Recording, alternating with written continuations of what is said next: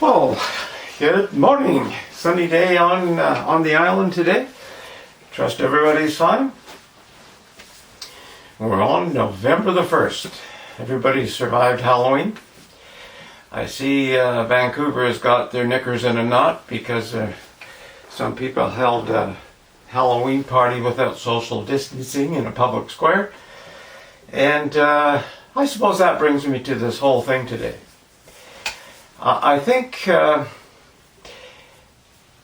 anyone who has really created the ability to think for themselves, really think for themselves and analyze things, now realizes the craziness that's up in the air. And what I'm talking about is this whole globalist agenda by the World Economic Forum, International Monetary Fund, the whole globalist idea. And in Canada, we're sort of almost entrenched in there. You have to think about it. It's we have a prime minister who has violated the ethics and the parliamentary rules on several occasions. He has blocked investigations into two of those. Could have led to serious charges. He has replaced a justice minister and a finance minister when they questioned some of his stupidity, some of his antics. And it's quite obvious to anybody who really looks at the whole situation, stands back, takes a deep breath and says, shit, Trudeau is more concerned with the globalist agenda than he is with his own country. And we sort of look around to see who is there who could maybe salvage something? And there's nobody on the horizon. I mean, who is there? I mean, there's politicians tripping over themselves to get involved, but they'll be doing the same thing in a different color tie. It's incredible, really, when you think about it. And for those who are finally realizing, what we've been saying, a lot of people have been saying for 30 plus years, I mean, they're finally doing it. You look at Europe. The lockdowns there are just asinine. You look at Italy, Spain, Poland, England, Germany, France. They treat fanatics and the Black Lives Matter clowns with kid gloves. Look what they're doing to people who are protesting, want to get their jobs back, and say, let's quit this nonsense. Let's quit this nonsense. You guys are hiding behind riding this Wuhan bug to your own agenda. It's not what you say it is. Let's get back to work and let's look after our elderly and our vulnerable, and let's get on with the show. And what are they doing in Italy and in Spain and in these countries? They're knocking heads. They're beating up people just standing on the sidelines. No, these aren't the protesters with Black Lives Matter who are pulling down statues and doing all the dumbass stuff. These are working people whose families are at risk, whose businesses are at risk, and whose are concerned for their futures. Yet these people march on through. Some countries called in the military to deal with their own citizens. It's absolutely stupid. Then you look at Australia and New Zealand. Well, they're already done. New Zealand has their people wrapped up and zippered up already. It's crazy. Australia, the eastern part of Australia, the same way. People are falling for that. It's incredible. And then we get into the states, and the democratic states are just no damn different. They're locking down, doing all kinds of goof shit. The Democratic mayors and governors, the socialists, basically, who are all in this damn thing, same as Prime Minister Trudeau and our Finance Minister Freeland, who is schooled by Soros. Think about that. Anybody who has paid attention to the world politics for the last couple dozen years realize what Soros is about. Think about that. It's really, really, really asinine. But, so whatever one thinks I think a lot of people now are realizing, except those who have tattooed their asses with the Democratic jackass and are so dyed in the wool to that, they're so stubborn and stupid, they just don't want to sort of pay attention to reason, are voting for a guy who can't remember who he is half the time, where he is. Voting for a socialist agenda. I mean, they think the young people doing in that crowd, not all young people, there's a lot of young people already see through it, but a lot of the people in that crowd who think socialism is just really a kumbaya time, just really are just not really understanding the whole process. They don't understand the whole process. If they did, they wouldn't be doing that.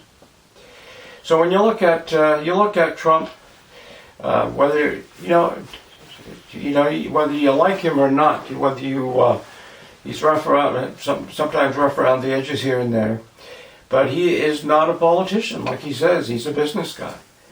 And when you look at the world as it is right now, finance-wise, and you look at the whole situation, you look at these globalists, and these globalists in Europe, like Schwab, are not elected people. They're elite daydreamers who have come up with this plan, and they've been working on it for decades and decades. And they're now they all saddled up the Wuhan bug and are sort of riding to finish what they have put on paper in their warped minds. Control the world, control people. And if you don't think that control is in effect, well, look at the countries that are locked down.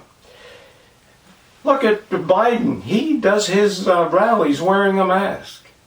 He is telling you what your future is going to be like. Wrap up your face in a diaper and listen to what we tell you. Stay home. You only can go out when we're going to let you out. Crazy.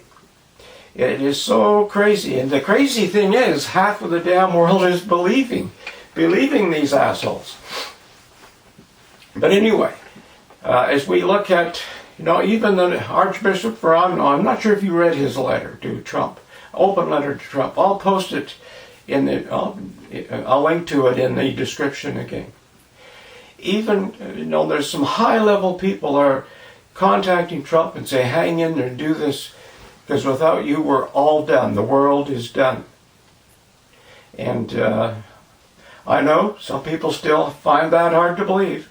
But I think if people pulled their nose away from the glass, stood back and looked at the whole scene, and forgot all the bullshit that's been poured in their ear, forget the tattoos you have on your ass, and think about it.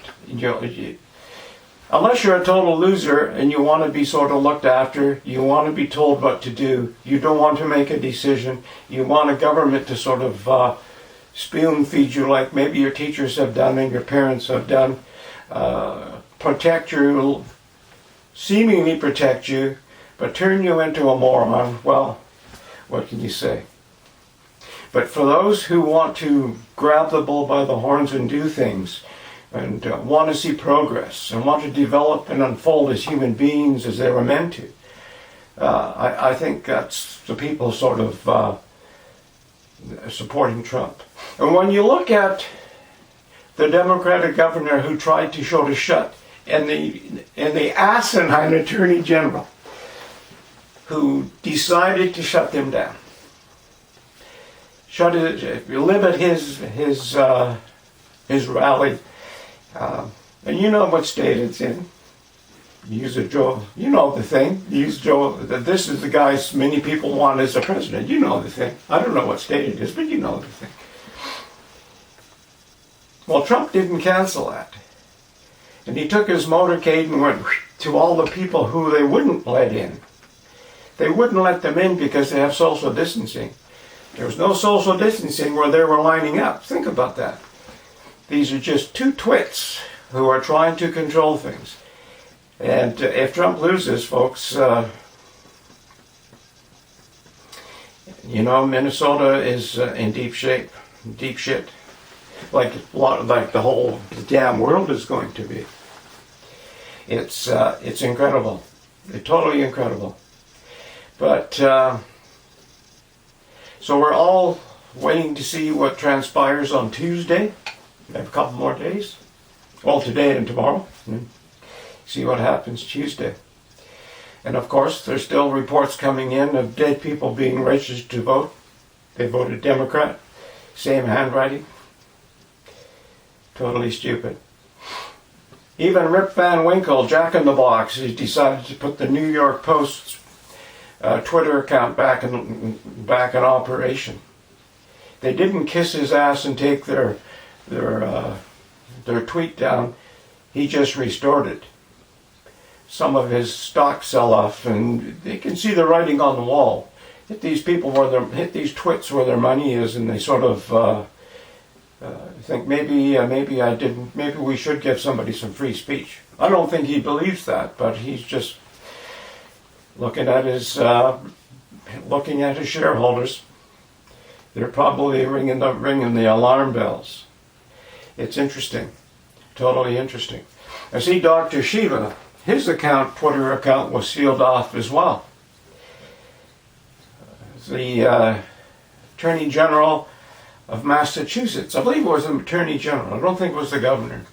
He was trying to run for Senate. He was running as a Republican, and they sort of parachuted somebody else into that position. And he said there was voter fraud. He's an analytical computer specialist, and he did the whole scenario. And he was complaining. He's running as an independent. And even as an independent, they're trying to shut this man down. And supposedly, I haven't seen the documents, but someone called Twitter and had Twitter shut his Twitter account down. Well, he sued the state for $1.some billion, as well as the governor and the attorney general, and went to court.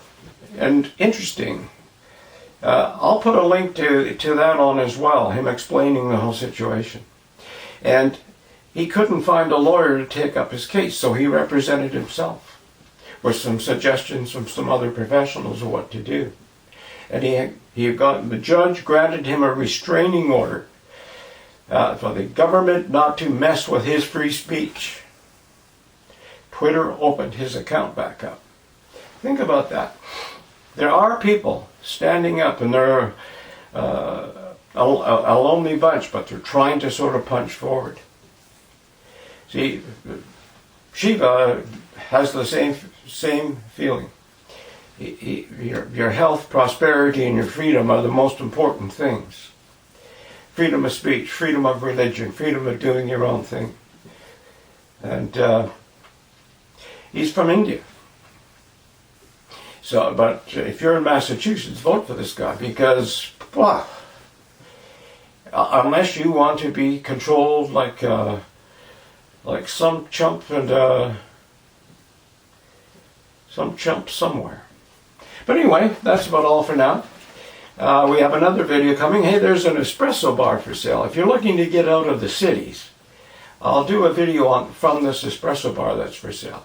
It's a licensed espresso bar. Good opportunity for those who say, hey, I've got to get out of Portland. I've got to get out of New York. I want to go somewhere. I got to get out of Vancouver. Got to get out of Toronto, Montreal, where all these crazy lockdowns might be happening. Get me to a smaller place. Well, the island is beautiful. And if you like really good espresso, some of the best espresso in the Pacific Northwest, and it's fully licensed, I'll do a video from the bar, show you around. That'll be coming up. Take care and bye for now.